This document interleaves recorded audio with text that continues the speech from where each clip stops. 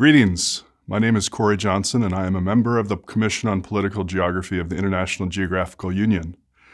On the occasion of the Centenary Congress of the IGU in Paris, summer of 2022, the Commission wanted to assemble a group of prominent political geographers to reflect on the state of our subdisciplines past, present, and future. We asked them questions about, for example, the most influential theoretical innovations or movements over the last 100 years. We asked about the health of the subdiscipline. We asked about global events and crises that political geography has best explained, and alternatively, where we have not yet fully exhausted the explanatory power of political geography. We asked about their reflections on the past, present, and future of the subdiscipline. We have condensed their thoughtful responses, which amounted to around 7 hours of tape, into this brief video. We hope to make the individual recordings of our interview subjects available in their entirety for educational purposes after the IGU Congress. In the meantime, we hope this project provides some food for thought. Thank you, and especially thank you to those who took time to participate in this project.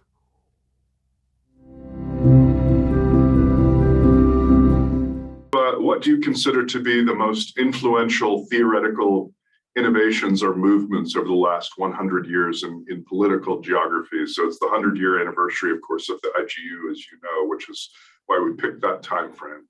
100 years ago would have been just after World War I. And you might even say that right around that time, there was a bit of a theoretical innovation going on, because political geography, to the extent we could think about it as a subfield, was kind of moving beyond the more sort of strategic environmentalist geopolitics of Mackinder and so forth. And you had people like, well, Isaiah Bowman or Leon Dominion really trying to think more carefully about the ethnic makeup of states, demographic issues, the kinds of issues that might influence or not state stability. And of course, these things became influential in redrawing the map of Europe after World War I. Perhaps not something to be bragged about, but there was certainly something that was influential at that time. So when I think back on it, 1982, 83, the emergence of political geography, quarterly as it there was, really was the beginning of a renaissance after a couple of decades when geographers had stayed well enough away from this stuff, both determinism and the connections with geopolitics and all the rest of it in terms of all that debate about Nazi grand plans for world conquest and all the rest of it. It was best stayed away from. But by the 1980s, that historical stuff was gone. So the revival of interests, particularly with sort of world systems kind of Peter Taylor kind of thinking, the emergence of quantitative methods on electoral studies. I'm thinking Ron Johnson in particular there. In the late 70s, that really was the beginning of a renaissance of political geography. So when you think back on work that you read, either recently or when you were a student, are there particular works from political geography or outside that have been particularly influential on you that you enjoy returning to and flipping through the pages to sort of reflect on? An important movement was when, under the influence of Foucault, critical geopolitics came. For me, this was an eye-opener, and I'm still very thankful that John Agnew, Jared Toll, and others brought it in our classrooms. And under this approach of critical political geography, I would also summarize feminist political geography. I just want to name colleagues like Lynn Staley, Linda Peake, Eleanor Kaufman, Ruth Fincher, Toby Fenster, and many others. I kind of think that one of the major influences in terms of that different direction was the growing concern with questions of ideology and ultimately discourse and human behavior. So to me, John Gottman's Significance of Territory is an incredibly early, important work in this vein, trying to say, how is it that actually societies view certain kinds of moments in history and respond to them in particular ways. And that gives rise to a couple of trends that I think are quite significant. One was the introduction of approaches that were pioneered by people like Ed Soja and Bob Sack, trying to say we need to think about territory not just as something that's there, but a process that is created, the whole sort of territoriality approach, which is certainly influential in my own work. The other direction that took, of course, was all influenced by Foucauldian ideas and so forth, was to put into the conversation the issues of representation and discourse, and where we see that having profound expression or in like the critical geopolitics movement and those sorts of things. So that whole behavioral, ideological, discursive turn seems to me would be another thing. And then perhaps finally, a couple of other geographers whose work has been really important and often doesn't get enough attention, I think. One would be Bob Sack, who was at the University of Wisconsin Medicine for years and, wrote some really important books that I've always found very helpful. His book On Human Territoriality, and then his book Homo Geographicus. I think these are just astoundingly important works.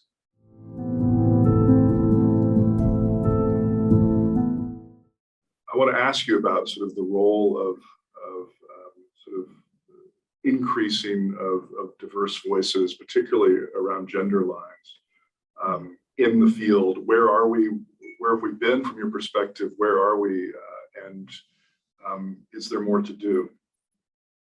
So we should be also trying to find ways to maintain the conversation, open the conversation with people who are working in these difficult conditions, that they might not be able to use the label, they might not be used to ask certain questions or to work in certain regions in their country because of the political sensitivity of the regime where they are working. What are the ways where we don't have sufficient language or practices, or we get siloed in disciplines so that we don't let that happen? So I'm really interested in this, like Jody Bird talks about, a cacophony where it could be both productive, or it could be a way where we're kind of speaking against one another or across one another, and we don't kind of make space to understand different possible futures and the ways that the past has kind of like put us in relation to one another.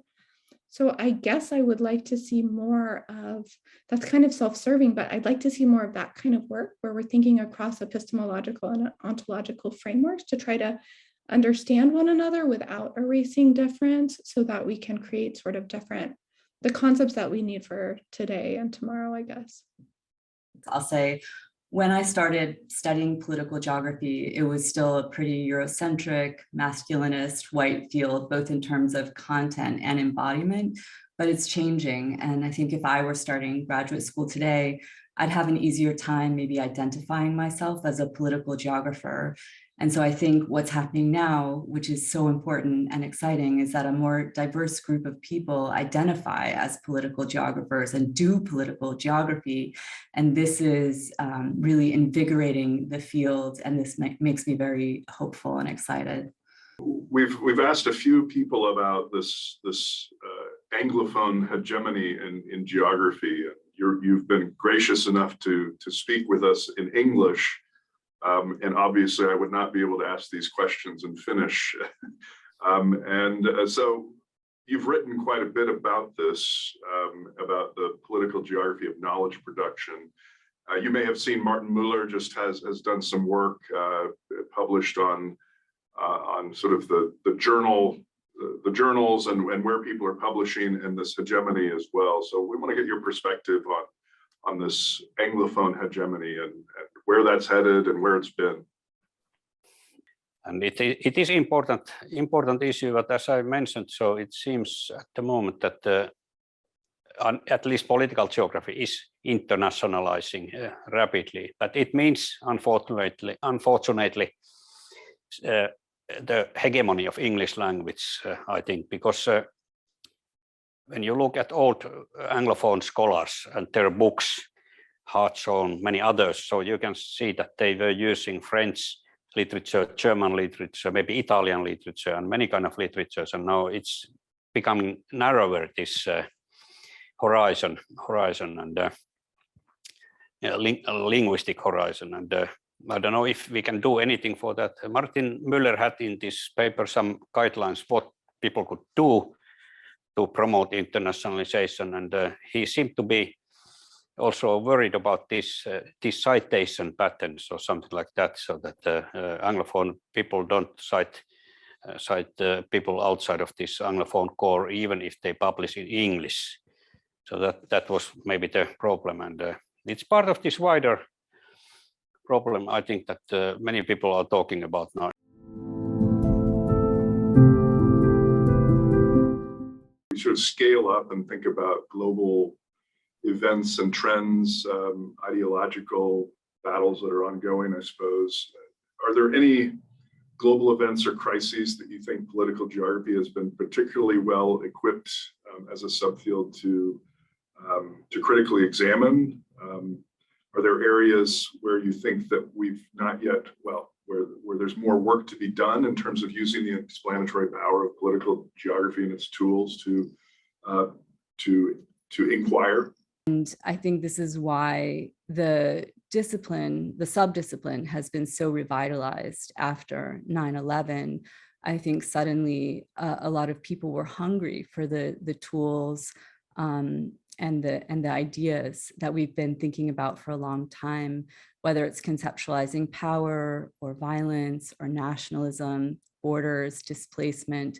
These are crucial issues that are with us and that political geographers have been, I think, attending to in really complex and important ways.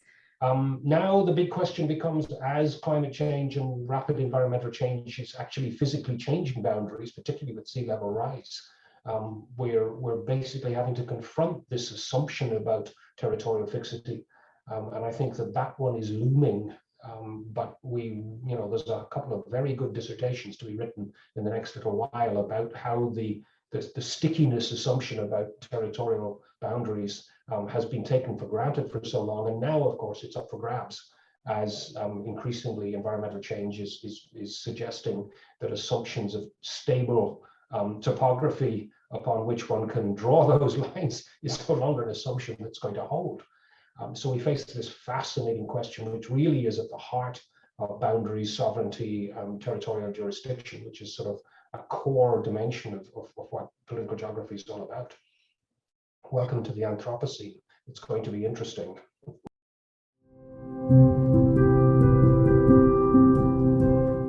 And so the question is, what do you think about the health of the subdiscipline? Is there something to the argument that we need to move, or we should have moved, or should move to a post-disciplinary world, in which case a CPG of the IGU becomes less relevant in the future? Not enough quantitative studies.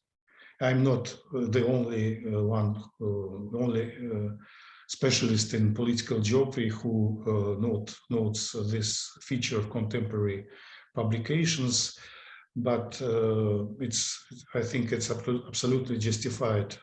Some authors worried about the lack of quantitative papers in the leading journals. Maybe it's a question of funding of field studies, because to publish a good quantitative papers, we need to go somewhere, and it's not easy. And what is also important, I think, is the internationalization of the field, so that this is definitely in each International Geographical Union's field, so that many people around the world from different states are now involved in political geography. They publish in political geography, they publish in geopolitics, and so that looks good. But then there's also one more important tendency, this interdisciplinary strengthening of the field, so that international relations theory people, political science people, we have as we know, we have common concepts and common interests, and it has been interesting to see that political scientists, for example, have approached me and invited to some conferences and to their edited collections where they are interested, for example, on regions or borders, so that there is a kind of cross-fertilization going on also in this sense, I think. So things look good.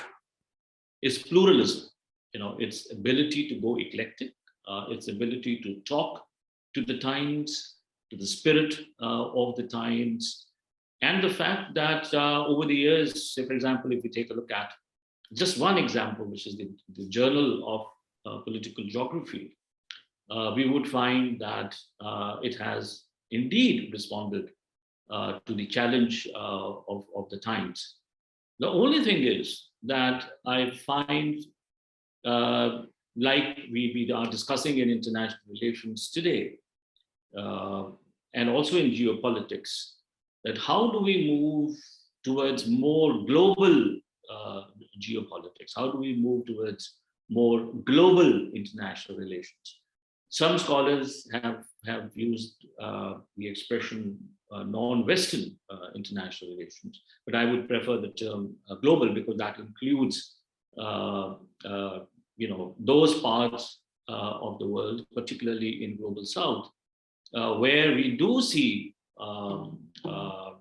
themes like marginality, poverty, all kinds of biases, including race, and the biases, for example, in the case of India, caste. I like the open tent metaphor. I don't think we should be gatekeeper or try to guard the borders of political geography and decide who is in and who is out. What I'm a bit worried about is the fact that those geographers that see themselves as something else and doing political geography, but identify more as feminist geographers or as urban geographer or things like that, they might not really take care of the heritage of political geographies. The demographics of the room have changed, and then the kind of conversations you can have in that room have changed, so that you don't have to be kind of relegated to sort of, oh, you have this like niche interest in, such and such, but instead some of those kind of sideline topics can take center stage in terms of thinking about like, how can Black geography has transformed the field of political geography? I feel like it's exciting when we center those insights that are coming from, bodies of scholarship that have been, like Wahelier says, ethnographically detained, like folks who have been made to speak only for their own. Political geography does relevant and multifaceted research. The community of political geographers has remarkably grown over the years, and it does important research. So I think the commission and the subdiscipline is very healthy.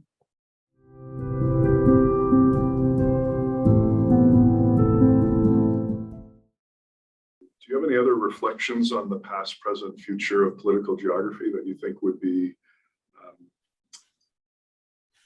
that would be helpful in a project that's thinking both sort of about the past in the context of the IGU, but not exclusively about the IGU, or about the future of political geography? Digitalization is not enough discussed in political geographical literature. Just an example of Russia. The most frequent professions in Russia are driver, security guard, and sailor. And in the near future, all of them will disappear. And about more than 5 million people are engaged in each of these three professions. Can it provoke a crisis? Of course, all this is spatially distributed in a certain way. What will be social consequences of digitalization? The present and the future, I would say that what political geography is, the challenges at present is how to deal with what you could call the material term. So I think we should apply our political geographic, perspectives to reconciliation of conflict or, peacemaking, things like that. So the old nature of geography as a tool for imperialism and hegemony may attract policymakers, students, the public. Now, that's the sense I have now. They may want some kind of explanation. I think the recent growing popular interest in classical geopolitics will definitely challenge the status of critically reconstructed political geography in many countries. People start doubting the value of intellectual argument on geopolitics. They are concerned about the future of their country, right? Because Russia may invade our countries and China may attack Japan, things like that. So the public has this kind of concern. So these publics do not necessarily want the works by critical political geographers. And if I had one suggestion for the IGU, I presume it would be to think long and hard about how it is that we try to shape the public agenda more explicitly. Because clearly the crises of climate change, the crisis of biodiversity, the plastic pollution issue, which has got a lot of headlines early in 2022 as the planetary boundaries folks suggest we have crossed the novel entities boundary as well. All of that stuff is at the heart of what geographers do.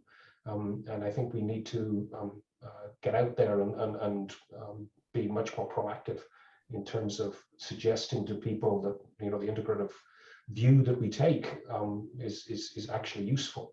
It's probably not going to be favorably received in many corporate boardrooms, but then that's tough.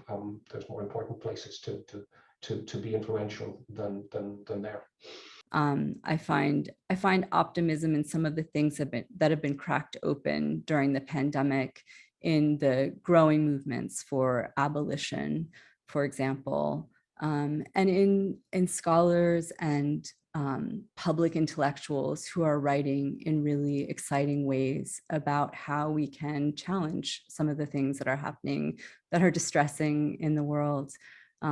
Calls for solidarity, calls for transdisciplinary work, calls for academics and activists to work together.